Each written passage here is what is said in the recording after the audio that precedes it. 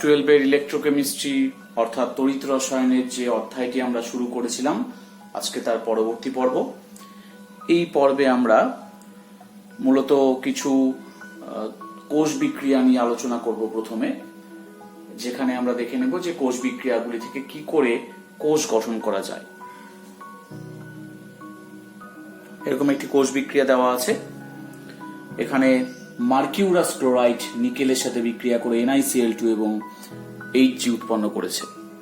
তাহলে এটি যদি কোষ বিক্রিয়া হয় তাহলে আমরা দেখে নিই যে কোষটির গঠন কিরকম হতে পারে। আমাদের প্রথমে দেখতে হবে যে অ্যানোড এবং ক্যাথোড বিক্রিয়াগুলি কি কি। তা অ্যানোডে কি হয়, অ্যানোডে জারণ হয়। এখানে কিন্তু নিকেল, সেখান থেকে Ni2+ হয়েছে, অর্থাৎ এখানে জারণ হয়েছে।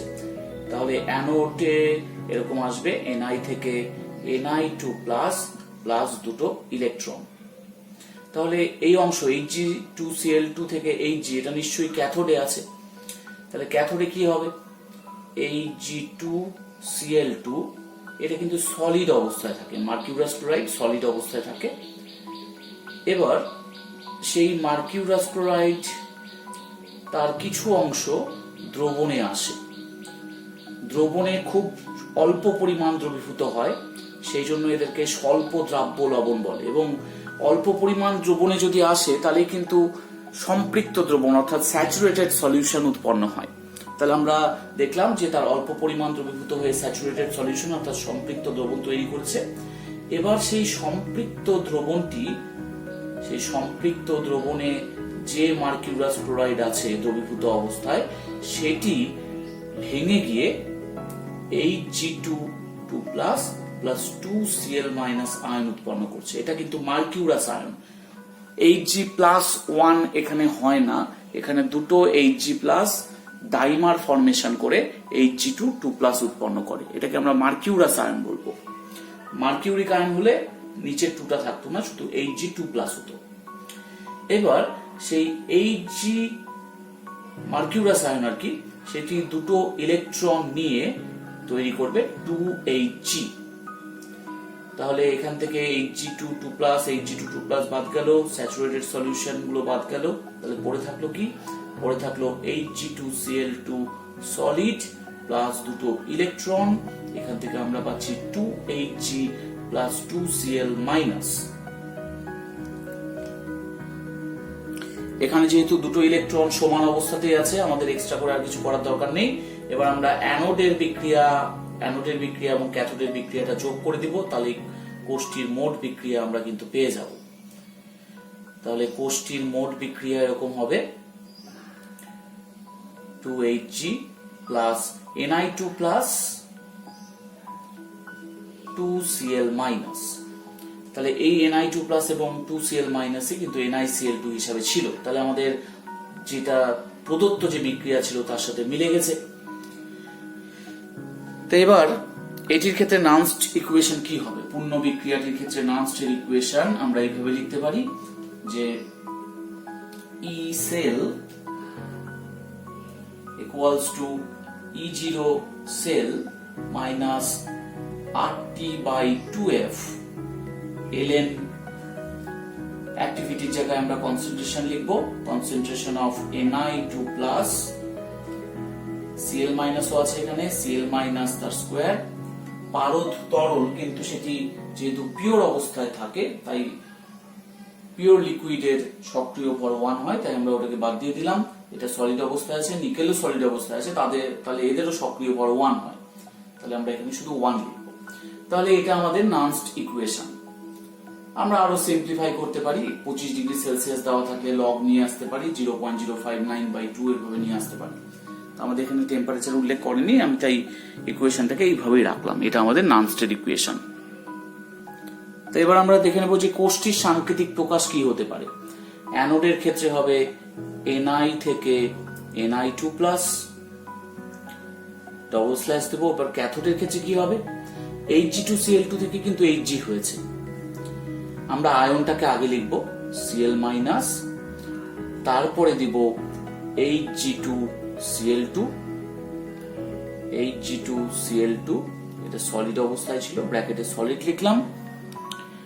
এরপরে আমরা লিখব পিওর Hg। এবার Hg তো লিকুইড, সেটি তরল ধাতু এবং তড়িতে সুপরিবাহী, কিন্তু যে তার মধ্যে তো তার আমরা কি করে বাঁধবো, গ্যালভানোমিটারের যে তারটা, সেই জন্য মার্কারিতে প্ল্যাটিনামকে রাখা হয়। মার্কারির মধ্যে প্ল্যাটিনাম তারকে ডোবানো থাকে, সেই প্ল্যাটিনাম তারের সাথে গ্যালভানোমিটারের তারটি জুড়ে দেওয়া হয়। তাহলে সেই জন্য আমাদেরকে প্ল্যাটিনামও নিতে হবে। তাহলে কোষটির গঠন হবে এরকম। এখানে এই যে আমরা ক্যাথোড যেটা ব্যবহার করলাম, ক্যাথোডটাকে আমরা এইভাবে বলি PtHg, Hg2Cl2 সলিড, Cl-। এই যে আমাদের ক্যাথোড যেটা, এই ক্যাথোডটাকে আমরা কিন্তু ক্যালোমেল ইলেকট্রোডও বলি, মানে ক্যালোমেল তড়িৎদ্বার, ক্যালোমেল তড়িৎদ্বার বা ইলেকট্রোড। তাই এইরকম নাম কেন হলো? তার কারণ এই যে মার্কিউরাস ক্লোরাইড যে আমরা ব্যবহার করেছি, এর অপর একটা নাম ক্যালোমেল। এই ক্যালোমেল নামের জন্যই সমস্ত ইলেকট্রোডটার নাম হয়েছে ক্যালোমেল ইলেকট্রোড। এবং এই ক্যালোমেল ইলেকট্রোড আমাদের তড়িৎ রসায়নে খুব গুরুত্বপূর্ণ। বিভিন্ন কোষ তৈরি করার ক্ষেত্রে, অপর একটি অর্ধকোষের সাথে জুড়ে দিয়ে পূর্ণ কোষ তৈরি করার ক্ষেত্রে ক্যালোমেল কিন্তু আমরা প্রায় ব্যবহার করে থাকি। আমরা আরেকটা কোষ বিক্রিয়া দেখি। এরকম একটি কোষ বিক্রিয়া দেওয়া আছে। তাহলে এই কোষ বিক্রিয়াটির ক্ষেত্রে অ্যানোড, ক্যাথোড, নানস্ট ইকুয়েশন এবং কোষটির সাংকেতিক প্রকাশ কি হবে সেটা আমরা দেখে নিব এবার। এখানে জারণকার হয়েছে, Fe ছিল 0 অবস্থায়, জারণ অবস্থায়, এখানে +2 হয়েছে, মানে এটার জারণ হয়েছে। তাহলে নিশ্চয়ই Fe থেকে Fe2+, এটা অ্যানোডে লিখতে হবে, তার দুটো ইলেকট্রন দেব। তাহলে ক্যাথোডে নিশ্চয়ই MnO4- থেকে Mn2+ হয়েছে। তাহলে ক্যাথোডে আমরা এরকম লিখছি। তো এবার আমরা MnO4- থেকে Mn2+ এটাকে ব্যালেন্স করব। Mn একটা আছে, অক্সিজেন আছে 4টা। তাই নিয়ম হচ্ছে এখানে 4H2O দিয়ে দেওয়া, কারণ এটা অ্যাসিড মাধ্যম ছিল, তাই অক্সিজেন মেলানোর জন্য আমরা 4 অণু জল দিয়ে দিলাম। তোমরা এরকম ব্যালেন্স ক্লাস 11-এ শিখেছো।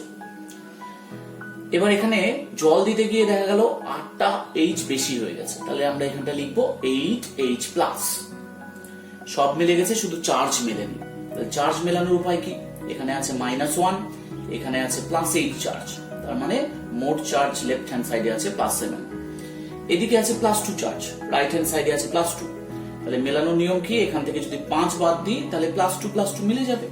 তো 5 বাদ দেওয়ার নিয়ম হচ্ছে 5টা ইলেকট্রন অ্যাড করে দাও, তাহলে সব মিলে যাবে, চার্জ মিলে গেছে এবং টোটাল ইকুয়েশনটা ব্যালেন্সড হয়ে গেছে। তাহলে আমরা অ্যানোড এবং ক্যাথোড বিক্রিয়া পেয়ে গেলাম। এবার আমাদের টোটাল বিক্রিয়া দেখতে হবে। তো এখানে 1 নাম্বার ইকুয়েশন দিলাম, 2 নাম্বার ইকুয়েশন দিলাম। কেন দিলাম? কারণ এখানে দুটো ইলেকট্রন, এখানে 5টা ইলেকট্রন, মেলেনি ইলেকট্রন। তাই ইলেকট্রন মেলানোর জন্য একে 5 দিয়ে গুণ করব, এই ইকুয়েশনকে 2 দিয়ে গুণ করব। তাহলে 10 ইলেকট্রন, এদিকেও 10 ইলেকট্রন হবে, মিলে যাবে।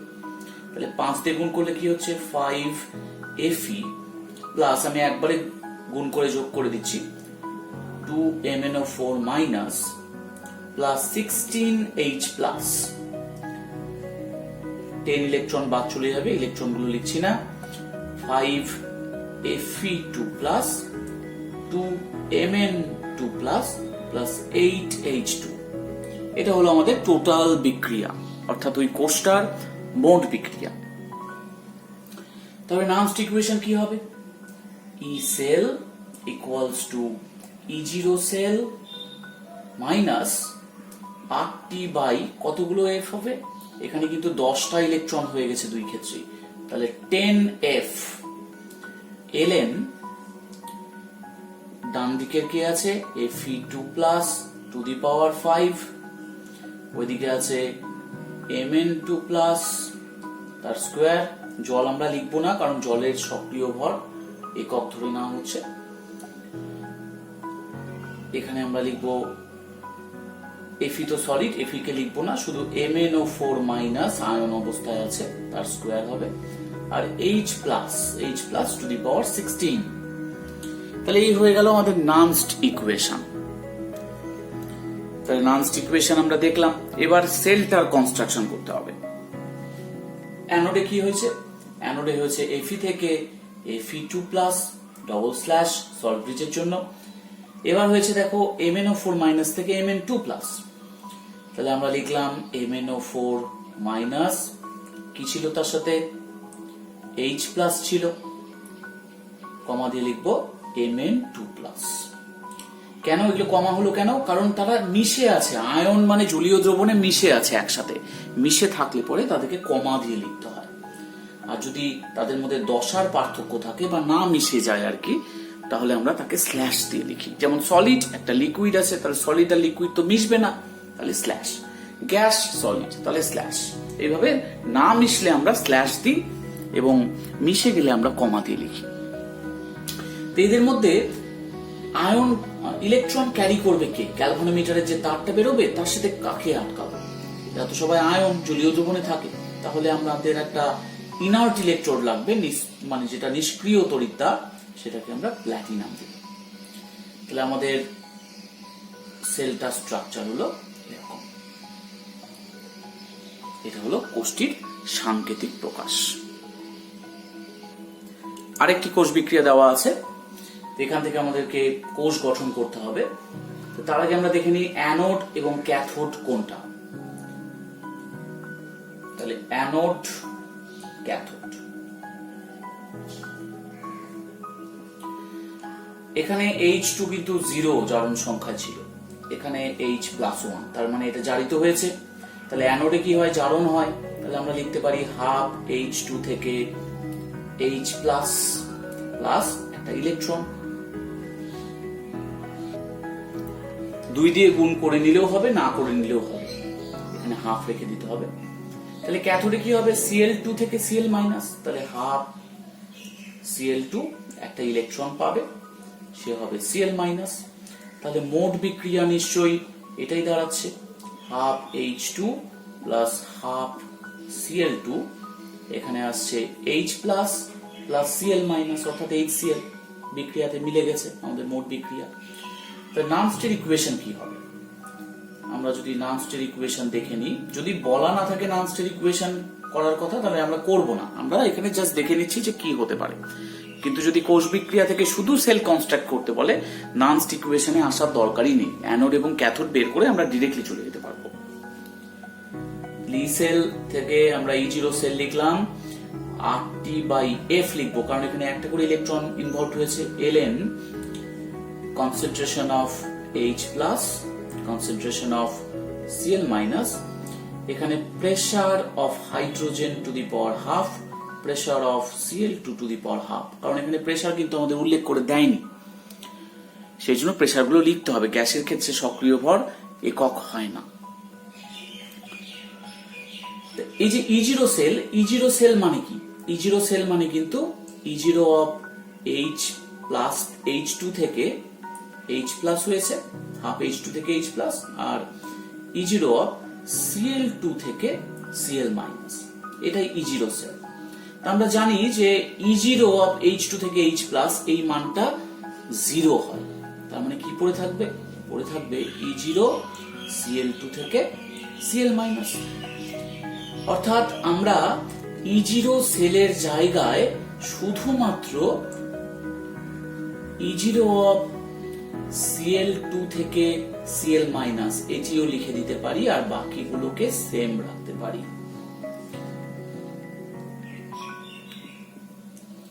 যদি এখানে প্রেসার উল্লেখ করে দিত, তাহলে আমরা সেই প্রেসারের মানটা বসিয়ে দিতাম, নয়তো আমরা এইভাবেই রেখে দেব, তাতে কোনো অসুবিধা নেই।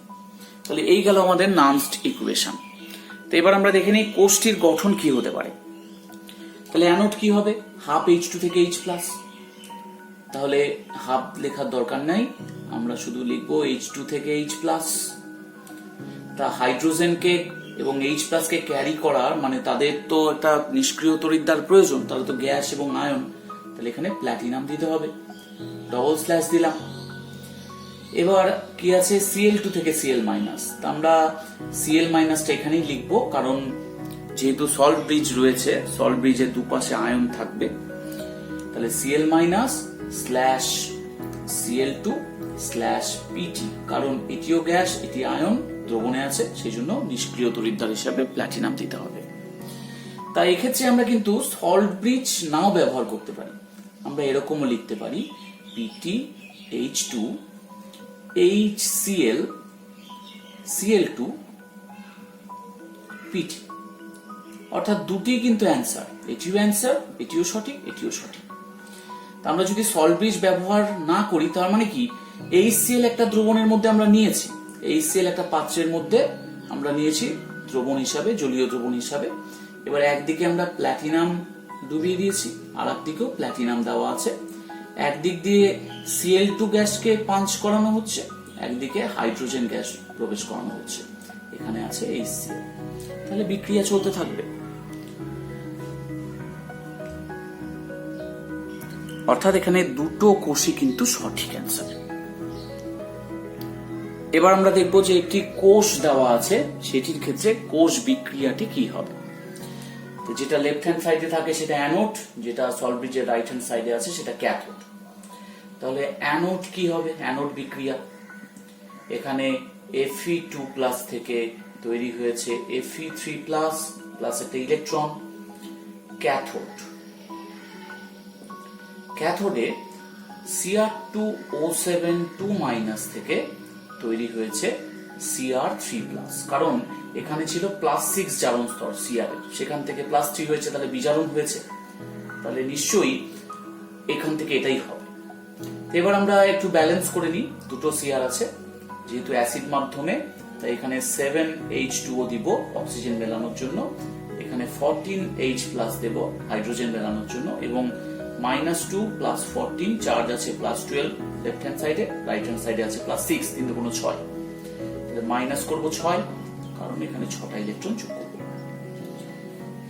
তাহলে আমাদের অ্যানোড এবং ক্যাথোড বিক্রিয়া কমপ্লিট। ইলেকট্রন সংখ্যার পার্থক্য আছে, আমরা 1 এবং 2 নং সমীকরণ ধরে নিলাম। এবার এটাকে 6 দিয়ে গুণ করব, এখানে 1 দিয়ে গুণ করব, করে যোগ করব। আমি একবারে করে দিচ্ছি, 6Fe2+ plus Cr2O7 plus 14H+ 6Fe3+ plus 2Cr3+ plus 7H2O। এটা হলো আমাদের কোষ বিক্রিয়া। তাহলে নামস্ট ইকুয়েশন কি হবে? কোষ বিক্রিয়া পর্যন্ত যদি উল্লেখ করতে বলে তাহলে কোষ বিক্রিয়া পর্যন্ত আমরা উল্লেখ করব, তবে আমি এখানে নামস্ট ইকুয়েশনটা করে দিচ্ছি, তোমাদের সাহায্যে লাগবে। তাহলে আমাদের এখানে হবে RT বাই কত F হবে, কটা ইলেকট্রন আছে, 6টা ইলেকট্রন, 6F ln, এখানে concentration of Fe3+ to the power 6 Cr3+ তার স্কয়ার, নিচে আসবে Fe2+ to the power 6 Cr2O7 2- আর আছে H+ টু দি পাওয়ার 14। এবার এই কোষটির ক্ষেত্রে আমরা কোষ বিক্রিয়া তৈরি করব, তার আগে অ্যানোড দেখে নিই। এখানে হয়েছে নিশ্চয়ই Hg থেকে Hg2Cl2, তাহলে Hg থেকে Hg2+, 2Hg দেব, এদিকে দুটো ইলেকট্রন, এটা অ্যানোড বিক্রিয়া। আচ্ছা, এখানে আরেকটু হবে Hg2+ আর দুটো Cl- আসবে, 2Cl- এর সাথে রিঅ্যাক্ট করে Hg2Cl2 সলিড উৎপন্ন করবে। তাহলে যোগ করে দিলে আমরা পাবো 2Hg 2Cl-, এখান থেকে আসবে Hg2Cl2 সলিড প্লাস দুটো ইলেকট্রন, অর্থাৎ আমরা এখানে Hg ছিল Hg পেয়েছি, Cl- ছিল Cl- পেয়েছি, Hg2Cl2 সলিড ছিল সেটাও পেয়েছি, তাহলে কমপ্লিট বিক্রিয়া। এবার আছে ক্যাথোড। ক্যাথোডের ক্ষেত্রে Hg2+ ছিল, দুটো ইলেকট্রন নিয়ে হবে Hg।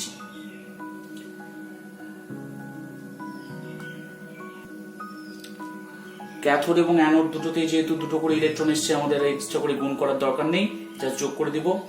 2Hg আর এদিকে Hg ছিল, তাহলে পড়ে থাকবে শুধু একটা Hg, একটা Hg2+, দুটো Cl-, এখানে হবে Hg2Cl2 সলিড। তাহলে এটি আমাদের কিন্তু পূর্ণ কোষ বিক্রিয়া। এখানে এই কোষ বিক্রিয়া দেওয়া আছে, তাহলে তার ক্ষেত্রে কোষ্ঠীর গঠন কি হতে পারে? তাহলে আমাদের অ্যানোড এবং ক্যাথোড আগে বের করে নিতে হবে। অ্যানোড কি হবে? এখানে I মাইনাসের জারণ সংখ্যা ছিল -1, সেখান থেকে কিন্তু 0 হয়েছে, তার মানে জারণ সংখ্যা বৃদ্ধি পেয়েছে। তাহলে অ্যানোডে আসবে I মাইনাস, দুটো I মাইনাস নিলাম, সেখান থেকে I2 প্লাস দুটো ইলেকট্রন। ক্যাথোড, তাহলে ক্যাথোডে নিশ্চয়ই অবশিষ্ট যেটা আছে সেটা পড়ে থাকলো, তাহলে S2O8 2 মাইনাস থেকে 2SO4 2 মাইনাস। তাহলে এখানে -2 চার্জ আছে, কিন্তু এখানে আছে -4, তাহলে এখানে দুটো ইলেকট্রন অ্যাড করতে হবে, কারণ -2 -4 হয়, তাহলে দুটো ইলেকট্রন আমরা অ্যাড করব। তাহলে এটা ক্যাথোড বিক্রিয়া হলো। তাহলে মোট বিক্রিয়াটা কি হবে? মোট বিক্রিয়াটা হবে 2I minus plus S2O8 2 minus, এখান থেকে I2 প্লাস 2SO4 2 মাইনাস। তাহলে আমাদের আগের উপরে বিক্রিয়াটা মিলে গেছে, তার মানে বিক্রিয়াটা আমাদের অ্যানোড এবং ক্যাথোডে যে আমরা ভেঙে ফেলছি বিক্রিয়াটাকে, সেটা ঠিক আছে। তাহলে এবার আমরা নানস্টের ইকুয়েশনে যাচ্ছি না, আমরা ডিরেক্টলি সেল কনস্ট্রাকশনে চলে যাচ্ছি। অ্যানোডে কি আছে? I মাইনাস থেকে I2 হয়েছে, তবে আমরা এখানটায় I2 লিখবো এবং এখানটায় লিখবো I মাইনাস, কারণ তারপরে আমরা সল্ট ব্রিজ দিব সেই জন্য। এবার আয়োডিনটা অধাতু, তাই এখানে প্ল্যাটিনাম দিলাম। সাধারণত তরল, অধাতু এবং গ্যাসের ক্ষেত্রে আমরা প্ল্যাটিনাম ব্যবহার করি। এখানে যদি তরল, অধাতু বা গ্যাস থাকে তাহলে সেটি প্ল্যাটিনাম হবে। এবার ক্যাথোড বিক্রিয়াতে কি S2O8 2 মাইনাস থেকে SO4 2 মাইনাস হয়েছে, তাহলে আমরা এইভাবে লিখলাম S2O8 2 মাইনাস, কমা দিয়ে লিখছি SO4 2 মাইনাস, দুটোই আয়ন, তাই এখানে আমরা প্ল্যাটিনাম দেব। তাহলে এটি আমাদের নির্ণয় সেল। এবার এই কোষ বিক্রিয়া আছে, তাহলে এই কোষ বিক্রিয়ার ক্ষেত্রে আমরা দেখে নিই যে অ্যানোড এবং ক্যাথোড কি হবে। অ্যানোডে আমরা জানি যে জারণ হয়, তার মানে এখানে H0 আছে, এখানে Hg আছে +2, তার মানে এটা জারণ হয়েছে। অর্থাৎ তাহলে আমরা এইভাবে লিখবো Hg থেকে Hgo। এবার ব্যালেন্স করার বিষয়, তাই এটা আমাদেরকে ক্ষারীয় মাধ্যমে ব্যালেন্স করতে হবে। এখানে যেহেতু অক্সিজেন বেশি আছে, ক্ষারীয় মাধ্যমে ব্যালেন্স করার নিয়ম হচ্ছে যেদিকে অক্সিজেন বেশি থাকে সেই দিকে প্রতিটি অতিরিক্ত অক্সিজেনের জন্য একটি করে H2O এবং তার অপোজিট দিকে দ্বিগুণ সংখ্যক OH মাইনাস। তাহলে দেখো সব মিলে গেছে, আমাদের শুধু ইলেকট্রন এদিকে যোগ করতে হবে, দুটো ইলেকট্রন, তাহলে এই ব্যালেন্স হয়ে গেছে। যাদের এই ব্যালেন্স গুলো করতে অসুবিধা তারা ক্লাস 11-এর জারণ বিজারণ চ্যাপ্টারটি একটু দেখে নিলে ব্যালেন্স করা সুবিধা হবে। তাহলে আমরা অ্যানোড বিক্রিয়া পেয়ে গেলাম। এবার আসি ক্যাথোড বিক্রিয়া। ক্যাথোডের ক্ষেত্রে PbO থেকে Pb হয়েছে, তাহলে যেখানে অক্সিজেন অতিরিক্ত আছে সেখানে H2O দিব, তার অপোজিট দিকে দিব 2OH minus. Hydrogen, oxygen, Pb সব সংখ্যা মিলে গেছে, শুধু এখানে দুটো ইলেকট্রন আমরা অ্যাড করব। এবার আমরা টোটাল দেখি, যোগ করে দেখি মেলে কিনা উপরের বিক্রিয়ার সাথে। Hg প্লাস PbO, এখানে H2 বাদ যাবে, 2OH মাইনাস বাদ যাবে, তাহলে পড়ে থাকবে HgO প্লাস Pb। অর্থাৎ আমাদের বিক্রিয়াটি সঠিক হয়েছে, অ্যানোড এবং ক্যাথোডে বিভাজন সঠিক হয়েছে। তাহলে অ্যানোড কি হবে? Hg থেকে HgO হয়েছে, তাহলে আমরা এইভাবে লিখতে পারি Hg/HgO solid OH minus. OH মাইনাসের মধ্যে জল আছে, সেজন্য জলকে এক্সট্রা করে লিখতে হয় না, OH মাইনাস PbO Pb। তবে এখানে Hg যেহেতু লিকুইড আমরা প্ল্যাটিনাম দেব, তাহলে এটা আমাদের কিন্তু কোষ্ঠীর গঠন।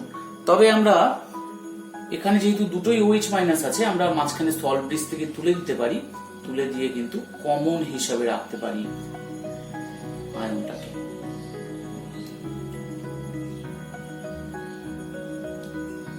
OH মাইনাস, এখানে রাখলাম PbO। অর্থাৎ কোষ্ঠীর গঠন যে কোনো একটি লিখলেই সঠিক। আরেকটি বিক্রিয়া আছে এরকম, এখানে অ্যানোড এবং ক্যাথোড আমরা একই রকম ভাবে বের করে নেব। অ্যানোডে হয়েছে নিকেল +2 হয়েছে, মানে এখানে জারণ হয়েছে, অর্থাৎ আমরা লিখব নিকেল, সেখান থেকে nickel OH2 nickel hydroxide. Balance করার নিয়ম কি? এটা ক্ষারীয় মাধ্যম, তার মানে এখানটায় যেদিকে OH- আছে, অর্থাৎ যেদিকে OH অক্সিজেন মেলানোর নিয়ম কি? যেদিকে অক্সিজেন বেশি আছে সেদিকে প্রতিটি অতিরিক্ত অক্সিজেনের জন্য একটি করে H2O। তাহলে এখানে দুটো অতিরিক্ত অক্সিজেন আছে, তাহলে আমরা দিব 2H2O। তাহলে অপোজিটে কি দিব? অপোজিটে দিব 4OH-। এবার আমাদেরকে হাইড্রোজেন মেলাতে হবে। হাইড্রোজেন এদিকে আছে 4 আর 2 6, এদিকে আছে 4টা। তাহলে যেদিকে অতিরিক্ত হাইড্রোজেন থাকে সেই দিকে আমাদেরকে OH- দিতে হয়, দুটো OH- দিব, যেহেতু দুটো অতিরিক্ত হাইড্রোজেন আছে, এবং এইদিকে দিব সমপরিমাণ জল। তাহলে দেখো এখানে কিন্তু জল বাদ চলে যাচ্ছে এবং OH- কমে যাচ্ছে, অর্থাৎ নিকেল এখানে হবে 2OH- NiOH2। এবার আমাদেরকে চার্জ মেলাতে হবে। এখানে -2 চার্জ ছিল, তাহলে আমরা এখানটায় +2 ইলেকট্রন দিলাম। তার মানে অ্যানোড বিক্রিয়া কিন্তু এইটা হলো। এটা আমরা কিন্তু নিয়ম ধরে ব্যালেন্স গুলো করছি। ক্লাস 11 এর জারণ বিজারণ পর্যায়ে যে জারণ বিজারণ চ্যাপ্টারটিতে যেভাবে ব্যালেন্স করা আছে ঠিক সেই নিয়ম মতো আমরা করছি। নিয়মগুলো ভুলে গেলে একটু দেখে নিও, কারণ সেই নিয়মগুলো কিন্তু আমাদের প্রতি মুহূর্তে কাজে লাগছে। তাহলে এবার ক্যাথোড বিক্রিয়া আমরা করব। ক্যাথোড বিক্রিয়া কি হবে? ক্যাথোড বিক্রিয়ায় হবে হাইড্রোজেন গ্যাস, কিন্তু এটা তৈরি হয়েছে কোথা থেকে? H2O থেকে। তাহলে H2O লিখি, সেখান থেকে H2 লিখব। তাহলে অক্সিজেন মেলানোর নিয়ম কি? এটা বোঝা যাচ্ছে না যে অ্যাসিড মাধ্যম না ক্ষারীয় মাধ্যম। আমরা যদি ক্ষারীয় মাধ্যম ধরি তাহলে অক্সিজেন অতিরিক্ত আছে, আমরা আরেকটা H2O দিব, তাহলে এখানে দিব 2OH-, অর্থাৎ এখানে জলের অণু আগে অ্যাড করলে অক্সিজেন আগে মেলাতে হয়, জলের অণু আগে অ্যাড করলাম একটাই, কারণ একটা অতিরিক্ত অক্সিজেন ছিল, তাহলে এখানে দ্বিগুণ সংখ্যক OH- দিতে হবে। তাহলে আমাদের হাইড্রোজেন অক্সিজেন সব মিলে গেছে, তাহলে এখানে দুটো ইলেকট্রন আমরা অ্যাড করে দেব। তাহলে আমাদের এরকম সেক্ষেত্রে ব্যালেন্স হবে। তার মানে এটা হবে 2H2O প্লাস দুটো ইলেকট্রন, সেখান থেকে হবে H2 প্লাস 2OH-। তাহলে অ্যানোড এবং ক্যাথোড বিক্রিয়া, অর্থাৎ এই বিক্রিয়া এবং এই বিক্রিয়াটিকে যোগ করলে আমরা কি পাবো? আমরা পাবো নিকেল প্লাস OH- বাদ চলে যাবে, আমরা পাবো নিকেল প্লাস 2H2O, এখানটায় পাবো 2H2 দুটো হাইড্রোজেন প্লাস আমরা পাবো এখানটায় দুটো হাইড্রোজেন না, একটাই হাইড্রোজেন, প্লাস আমরা এখানটায় পাবো NiOH2 সলিড। এটা আমাদের মোট বিক্রিয়া, সেটা কিন্তু মিলে গেছে আমাদের বিক্রিয়ার সাথে। তাহলে আমরা দেখে নিলাম যে অ্যানোড এবং ক্যাথোড বিক্রিয়া কি হয়। তাহলে সেলটা কি হবে? সেলটা প্রথমে হয়েছে অ্যানোডে হয়েছে নিকেল থেকে NiOH2, Ni/NiOH2/OH-, এবং এখানটায় কি হবে? এখানটায় হয়েছে কিন্তু ক্যাথোডে H2O থেকে H2 এবং OH-, তাহলে OH- আমরা এখানে রাখলাম, H2O তো এর মধ্যেই আছে, তাই H2O এক্সট্রা করে উল্লেখ করার দরকার নেই। আমরা হাইড্রোজেন লিখব এবং প্ল্যাটিনাম তড়িৎদ্বার দিব। তাহলে এটা আমাদের কোষের গঠন হবে, বা আমরা যেহেতু দুটো OH- আছে আমরা সল্ট ব্রিজ মাঝখান থেকে বাদ দিয়ে দিতে পারি, বাদ দিয়ে আমরা লিখতে পারি মাঝখানে OH- H2PT। ক্যাথোড বিক্রিয়াটা যদি অ্যাসিড মাধ্যমে হয় তাহলে কি হবে? তাহলে কোষটা কিন্তু আলাদা হবে। এখানে যেহেতু বলা নাই আমরা দুভাবেই করতে পারি। এখানে H2O থেকে প্রথমে H2 হয়েছে, তাহলে অ্যাসিড মাধ্যমে নিয়ম হচ্ছে আগে অক্সিজেন মেলাতে হয়। তাহলে এখানে আমরা একটা H2O দিলাম, তাহলে এখানে 4টা H আছে, এখানে 2টো H আছে, তার মানে আমরা এখানে দিব 2H প্লাস আর 2টো ইলেকট্রন অ্যাড করব, তাহলে ক্যাথোড বিক্রিয়া কমপ্লিট হবে। তাহলে এবার যদি আমরা যোগ করি, এখানে H2 তো আগেই বাদ চলে গেল, তাহলে আমাদের মূল বিক্রিয়াটা যেটা ক্যাথোডের হলো সেটা কিন্তু 2H প্লাস প্লাস 2টো ইলেকট্রন, সেখান থেকে হয়েছে H2। তাহলে এবার যদি আমরা এই ক্যাথোড এবং অ্যানোড বিক্রিয়াটিকে যোগ করি, তাহলে আমরা পাবো nickel plus 2H plus plus 2OH minus, সেখান থেকে পাবো NiOH হোল 2 এবং হাইড্রোজেন। সেক্ষেত্রে কোষ্ঠীর গঠন কি হবে? অ্যানোড হবে এরকম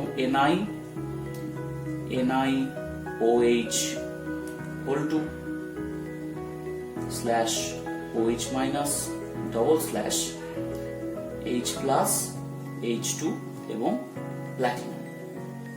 তাহলে এরকম কোষ্ঠীর গঠন হবে।